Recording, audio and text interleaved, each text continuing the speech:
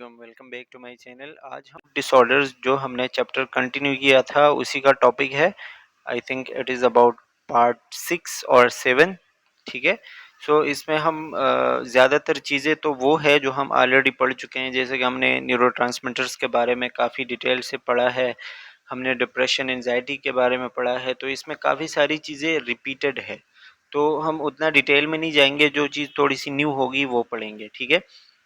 सबसे पहले आपको न्यूरोट्रांसमीटर क्या बताया जा रहा है, ये क्या है, ये एक ऐसा सब्सटेंस है, आप कह सकते हो एक केमिकल है जो हमारे न्यूरॉन से रिलीज होते हैं और ये डिफरेंट स्पेसिफिक टारगेट पे जाके काम करते हैं। यानी बॉडी में इसकी एक ख़ास जगह होती है काम करने के लिए। ठीक है। और वो जगह या तो कोई न्यूरॉन हो सकता है, यानी जब ये एक न्यूरॉन से रिलीज होता है तो या तो ये जाके किसी दूसरे न्यूरॉन के ऊपर एक्शन करेगा, जैसे यहाँ पे आप देख रहे हैं। ठीक है। या वो कोई मसल हो सकता है या कोई ग्लैंड हो सकता है, ये उसका टारगेट साइट होगा। ठीक है। तो न्यूरोट्रांसमीटर यहाँ पे मतलब इन जगहों में से किसी भी जगह पे जाके काम कर सकते हैं। ये एक केमिकल मैसेंजर या एक केमिकल सिग्नल की तरह काम करते हैं। एक मैसेज एक जगह से एक न्यूरॉन से दूसरे न्यूरॉन में वो मैसेज ट्रांसफ़र करना अपना जो भी उसका टारगेट होगा उसके लिए, जो भी उसके पास कोई भी इंफॉर्मेशन है। ठीक है। वो कोई मसल या ग्लैंड हो सकते हैं, जिस तरह हमने पहले बात की। अब इसमें हमारे न्यूरॉन्स में यानी कि न्यूरोट्रांसमीटर का बॉडी में क्या क्या फंक्शन है, तो वो हमारे मसल मूवमेंट को या फिर बॉडी के जिस तरह के मूवमेंट्स होते हैं उसमें काम करते हैं। हमारे थॉट्स, हमारी मेमोरी, हमारा लर्निंग का प्रोसेस एंड फीलिंग्स, ये सारी की सारी चीज़ें जो है वो न्यूरोट्रांसमीटर से कंट्रोल है। इसी तरह हमारी जो नींद होती है, स्लीप, हीलिंग और एजिंग, ये सारा का सारा प्रोसेस जो है वो न्यूरोट्रांसमीटर देखता है। यानी कि आप देख रहे हो कि कोई लोग बहुत जल्दी बूढ़े हो जाते हैं, बूढ़े मतलब उनके बॉडी में ऐसे चेंजेस आने लगते हैं। ठीक है। कुछ जो है जिनकी उम्र बहुत ज़्यादा होती है लेकिन फिर भी जवान नज़र आ रहे होते हैं, वो सारी चीज़ें जीन्स और न्यूरोट्रांसमीटर की चीज़ें होती हैं। इस तरह स्लीप या stress response, hormone regulation, digestion, sense of hunger and thirst, सारी चीज़ें जो है वो न्यूरोट्रांसमीटर की वजह से होती है। अब बॉडी में वैसे तो मेनली 50 प्लस है हार्मोन्स, या फिर आप कह सकते हैं न्यूरोट्रांसमीटर, हार्मोन नहीं सॉरी, न्यूरोट्रांसमीटर्स वैसे 54 काउंट किए जाते हैं या 50 प्लस काउंट किए जाते हैं यहाँ, लेकिन यहाँ पे जो सबसे मशहूर है वो है 3, that is dopamine, serotonin and norepinephrine, जिसके बारे में हम ऑलरेडी पढ़ चुके हैं। ठीक है।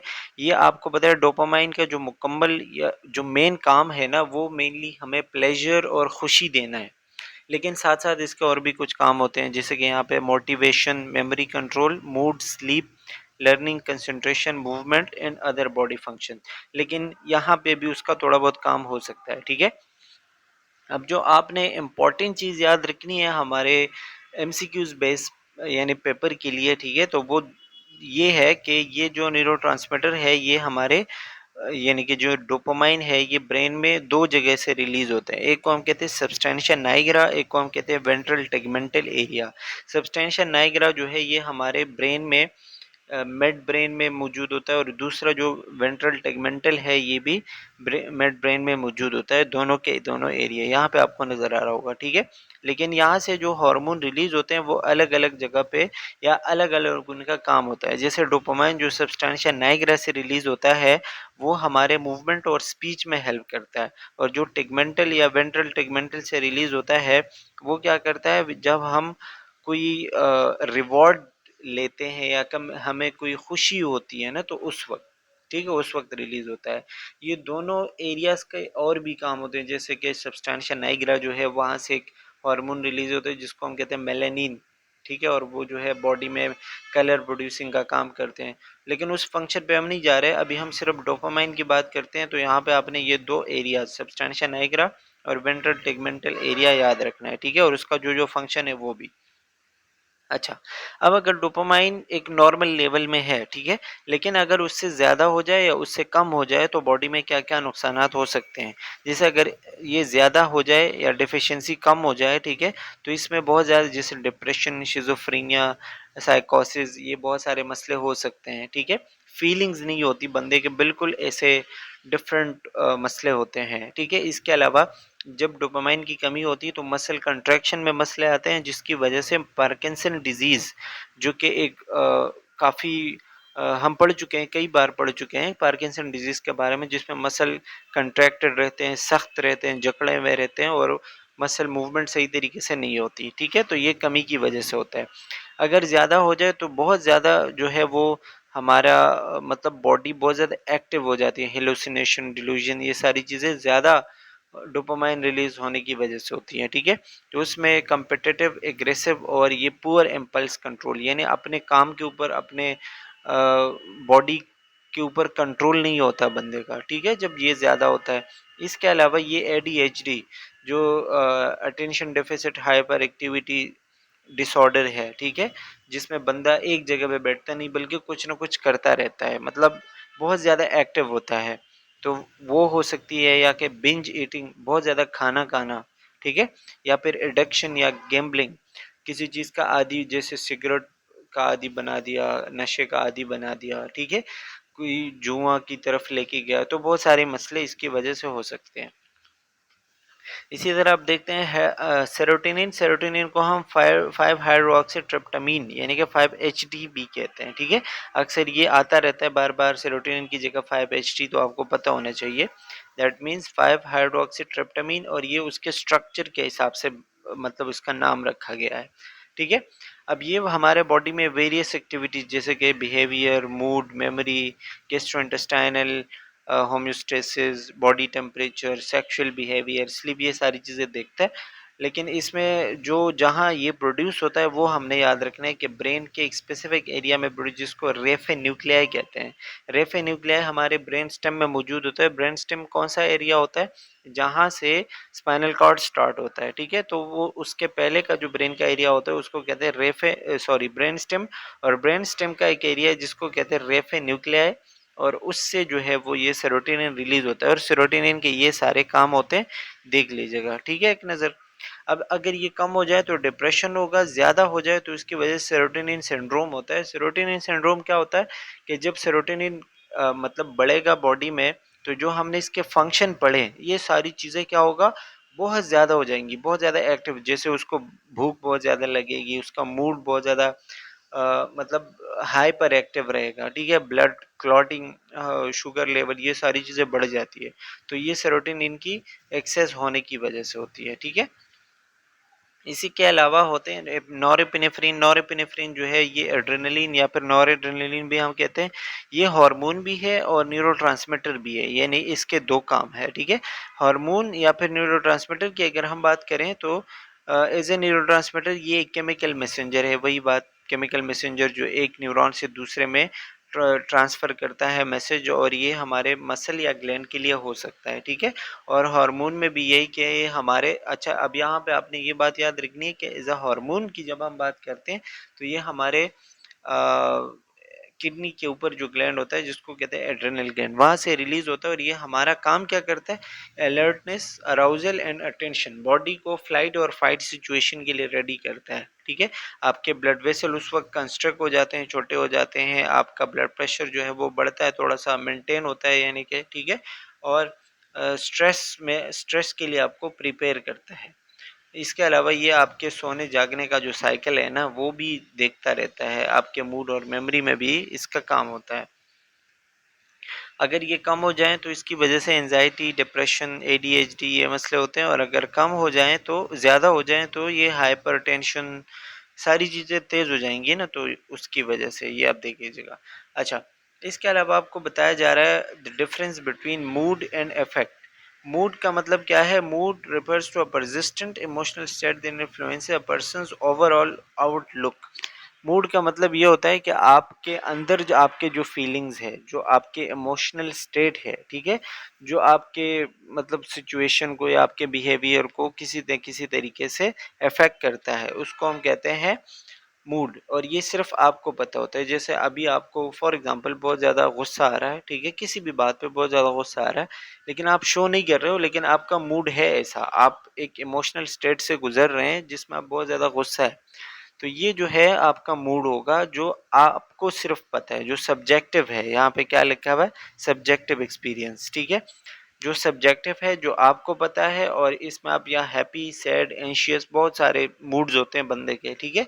अच्छा, दूसरा इसमें क्या है, affect. Affect refers to the external display of one's emotional state, यानी आप एक्सटर्नली जो चीज़ डिस्प्ले करते हो, आपको गुस्सा आया, अभी आप गुस्सा शो करते हो, किसी को गाली देते हो, किसी को मारते हो, चीज़ें इधर उधर फेंकते हो, अब ये उस मूड का इफेक्ट है।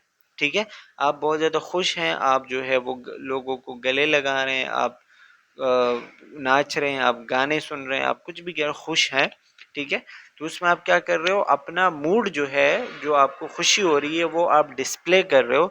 तो जो उसका डिस्प्ले है, यानी आप जो चीज़ शो कर रहे हो, वो क्या कहलाएगा, अफेक्ट कहलाएगा। ठीक है, emotional state typically through facial expressions, body language and vocal tone, आपके आवाज़ से, आपके फेशियल एक्सप्रेशन से, आपके बॉडी लैंग्वेज से पता चलता है, ठीक है, कि आप किस मूड में हैं। ठीक है, तो मूड की तरह ये नहीं है, मूड इंटरनल होगा, वो सब्जेक्टिव होगा, सिर्फ आपको पता होगा, और इफेक्ट जो है वो सबको पता चलता है। जैसे आप अगर किसी बंदे के चेहरे को देखेंगे तो आपको पता चलेगा खुश है, परेशान है, गुस्सा है, क्या है। ठीक है, तो ये मूड और इफेक्ट में फ़र्क आपको क्लियर होना चाहिए, इससे आ सकते हैं एक दो एमसीक्यूज।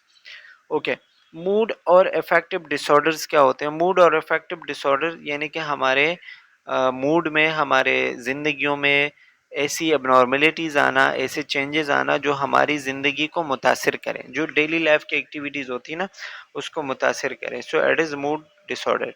अब इसमें डिप्रेशन आता है, बाइपोलर डिसऑर्डर, मेनिया, ये सारी चीज़ें आती हैं। इसमें हम कई सारी चीज़ों के ऊपर पहले बात कर चुके हैं, जो चीज़ें हमने नहीं पढ़ी वो देखेंगे, ये आप देख सकते हैं। फिर इसके डिफरेंट टाइप, जैसे डिप्रेशन के टाइप्स हम पढ़ चुके हैं, बाइपोलर ये अभी एक नज़र देखेंगे, ये भी वैसे हम एक नज़र पहले आई थिंक पढ़ चुके थे, मेनिया देखेंगे। ठीक है, डिप्रेशन पढ़ चुके हैं तो इसको हम नहीं पढ़ रहे हैं, आप इसके टाइप्स ही पढ़ चुके हैं, ये भी पढ़ लीजिएगा। ज़्यादा पढ़ेंगे तो वीडियो लंबी हो जाएगी, और चीज़ें हम ऑलरेडी पढ़ चुके हैं, इसके रीजंस।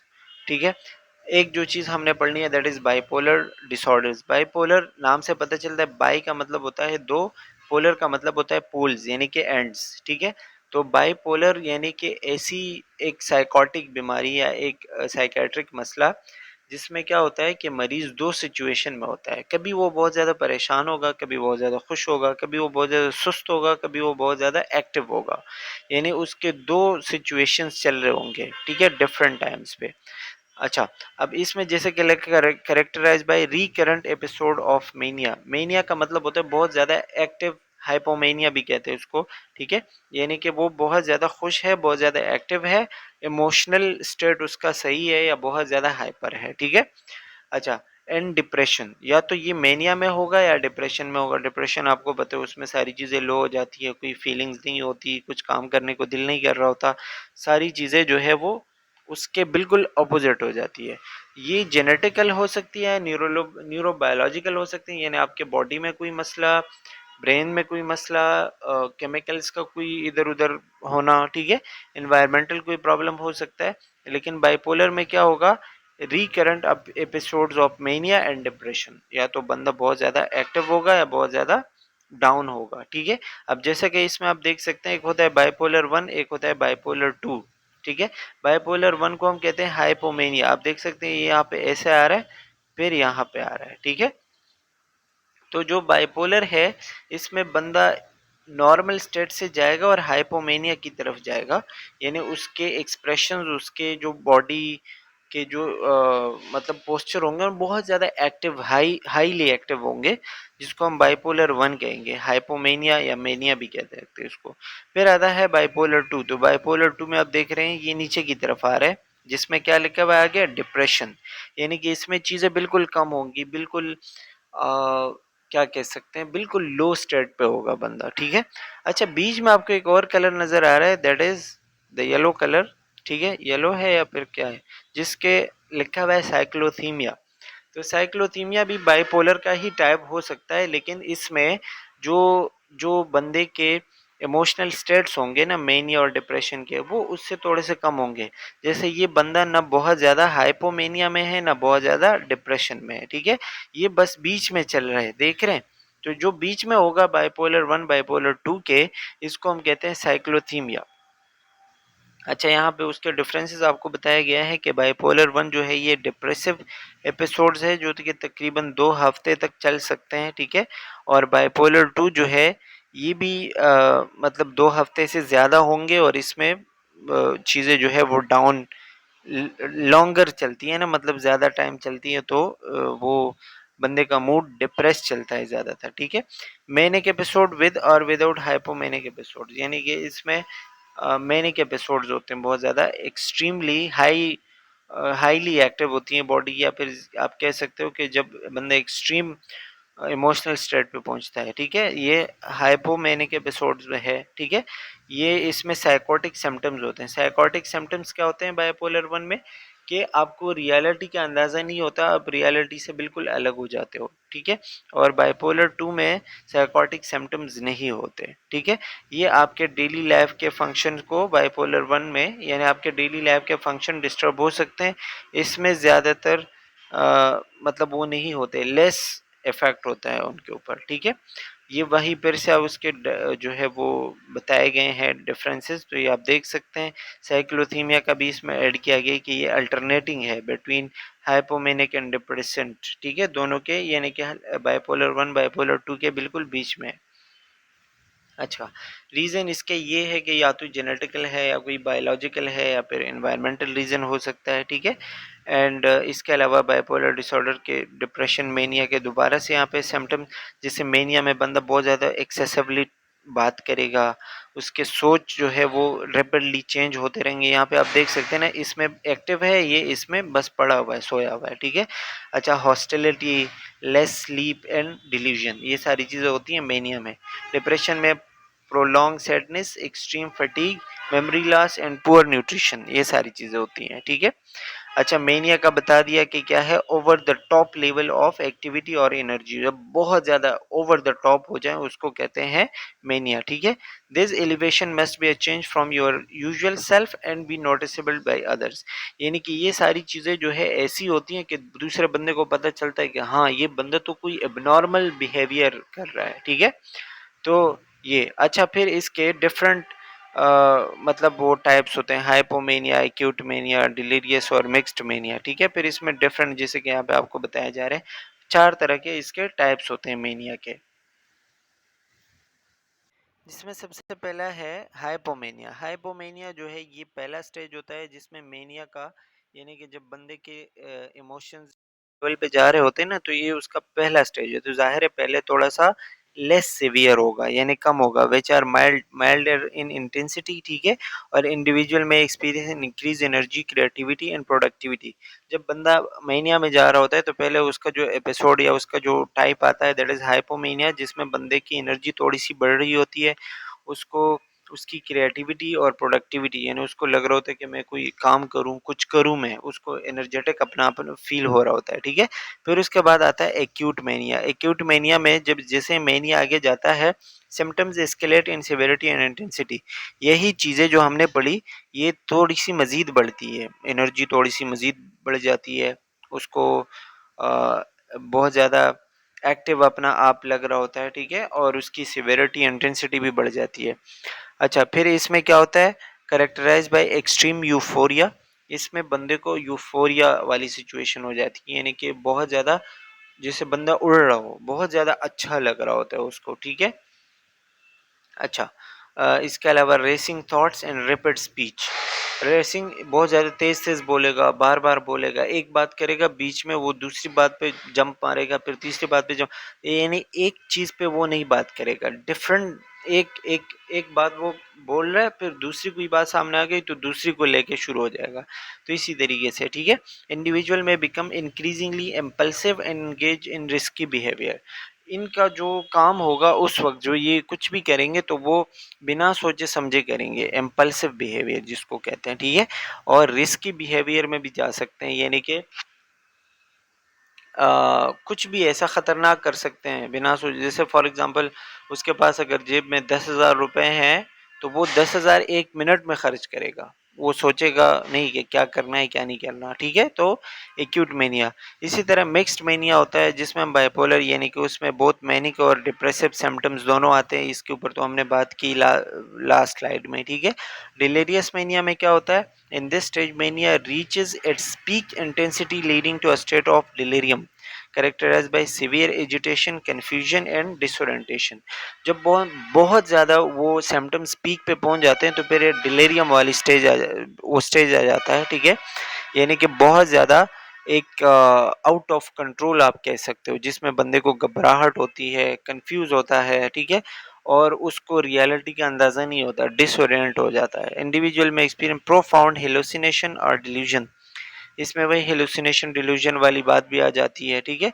और परसिक्यूशन ऑफ ग्रेंडियोसिटी, उसको जो है कभी कभी अपना आप बहुत ग्रैंड लग रहा होता है। ग्रैंडियोसिटी डिल्यूजन हमने पढ़ा था ना, यानी कि बहुत ज़्यादा काबिल, बहुत ज़्यादा समझदार लग रहा होता है कि मुझसे अच्छा कोई नहीं है, तो ग्रैंडियोसिटी वाले डिल्यूजन भी उसको आ रहे होते हैं। अब इसके वही एटोलॉजी यानी कि रीजंस आपको बच्चे या तो जेनेटिकल है या न्यूरोकेमिकल है या फिर ब्रेन का कोई फंक्शन है या एनवायरमेंटल स्ट्रेस है, ठीक है।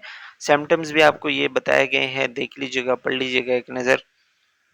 अब हम इसका मैनेजमेंट कैसे करेंगे, एंटी डिप्रेशन दे सकते हैं ताकि उसका मूड स्टेबलाइज हो, ठीक है। साइकोथेरेपी जिस तरह सीबीटी वगैरह हम देते हैं, और बिहेवियर थेरेपी जिसमें ईसीटी होता है, इलेक्ट्रोकन्वल्सिव थेरेपी। इसके ऊपर हम लास्ट वीडियो में हमने बात की थी, लेकिन किसी और दिन भी बात करेंगे ईसीटी में। इसके ऊपर एक पीपीटी है मेरे पास, अगर टाइम हुआ तो वो पढ़ेंगे, वरना इतने ज़रूरी नहीं है, it's not a part of the lecture, ठीक है। So that's all about mood disorders. I hope कि आपको आ गया होगा समझ। इसी के साथ ही हमारा mental illnesses and therapeutic management का जो चैप्टर था ये ख़त्म हो गया। नेक्स्ट हम इंशाल्लाह चाइल्डहुड मेंटल डिसऑर्डर्स देखेंगे। And that's all. So thank you for watching, take care, bye bye.